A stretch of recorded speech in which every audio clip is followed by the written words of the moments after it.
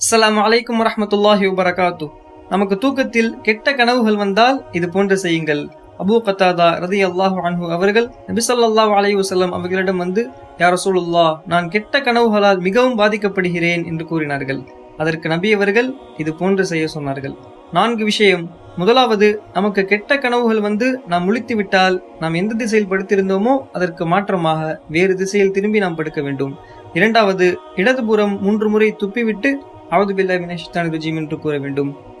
அவுது பில்லாஹி மினஷ் ஷைத்தானிர் ரஜீம், அவுது பில்லாஹி மினஷ் ஷைத்தானிர் ரஜீம், அவுது பில்லாஹி மினஷ் ஷைத்தானிர் ரஜீம் என்று கூற வேண்டும். மூன்றாவது, அந்த கனவிலிருந்து அல்லாஹ்விடம் நாம் பாதுகாப்பு தேட வேண்டும்.